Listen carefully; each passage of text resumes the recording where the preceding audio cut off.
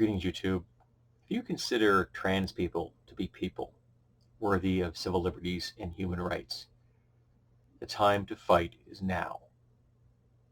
Not tomorrow, now. Trans teachers are being fired. Trans inmates are being detransitioned against their will. Adult care banned. Allies killed. A woman murdered in her own store because she had a rainbow flag outside. The only reason I'm not currently flying mine is that my flagpole is not functioning properly. But I still do have my Black Lives Matter sign out there. There's an article I'm going to link to. This is from the Big Blue. But the last paragraph I'm going to like to read to you. While hope is invaluable, it alone won't repel attempts at eradication. Action is imperative. Beyond just legal protections, we must actively support trans individuals who cross state boundaries, aiding them in regaining their financial stability. Furthermore, we can't abandon those without the resources, ability, or will to relocate from their homes. Many of us hope for a quicker solution, but this battle might become the kind of generational struggle we'll recount to our children. Though there may be efforts to erase us, one truth stands firm. We are part of what it means to be human, and eradication is a futile pursuit. Even if every last one of us was removed from this earth, we would still be here, born anew to every generation. So let me add to that and make sure that you completely understand that there have always been trans people and there always will be trans people. Now, some of us, cisgender folks, were assigned a gender at birth and we've always aligned with that. We haven't had to live through the struggle that trans people do. Because even if there were no social issues with being trans, just the struggle of trying to figure out who you are would be monumental, would be a task that I would not wish upon anyone. But there are struggles. And those struggles exist because society heaps those struggles upon trans people. Those struggles don't exist because they're trans. Those struggles exist because we, as society, treat trans people as less than people. Now, I've often heard people throw up things, well, how the suicide attempt rates amongst trans people is high. Yes, you know why? Because society doesn't accept them. But here's an interesting piece of information that you may not be aware of. Amongst those who have transitioned, the percentage of those that regret the procedure is 1%. The percentage of women who regret having children is 7%. The percentage of people that regret any particular form of surgery is 14%. I think 14.4 to be exact. So people that transition to make themselves feel whole, only 1% of them regret it. And you don't have to transition if you're trans, because trans means more than just going from one particular gender identity to another particular gender identity.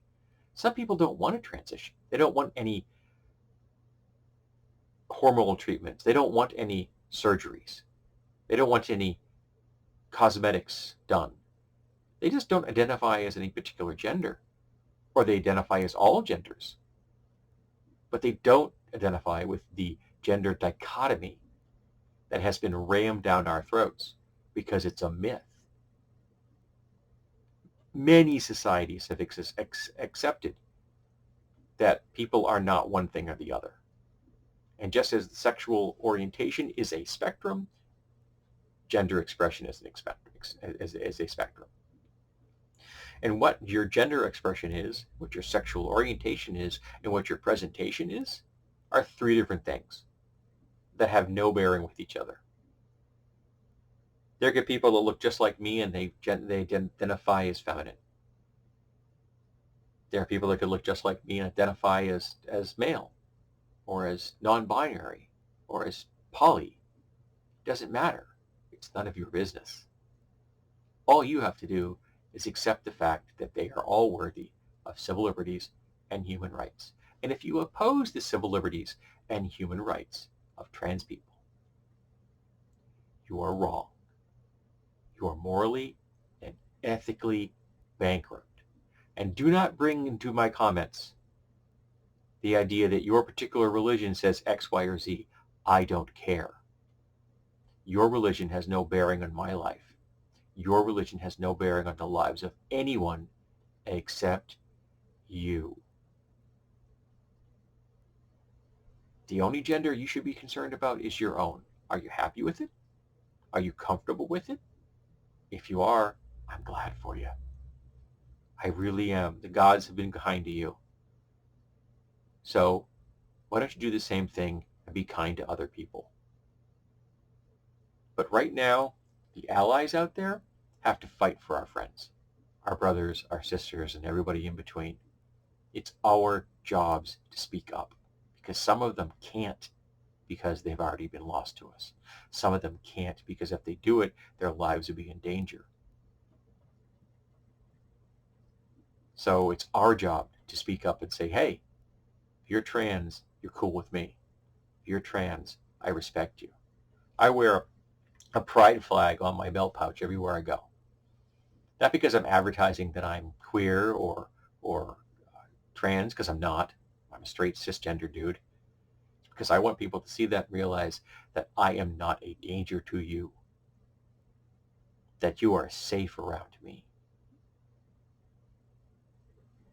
That push comes to shove, I've got your back.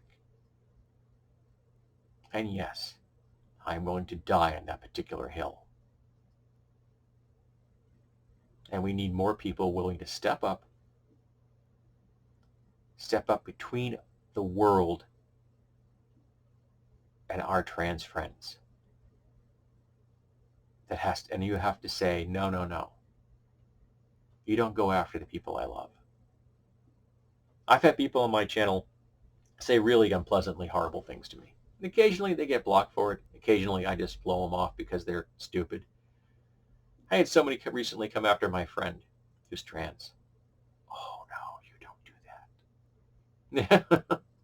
You are gone so fast. I hope that the electrons leaving your computer gave you whiplash. So yeah, it's time to defend our friends.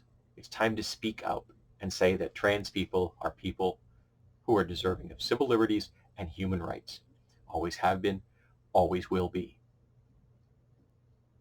And if you can't be here with us shoulder to shoulder because you are the enemy, I will fight you on this.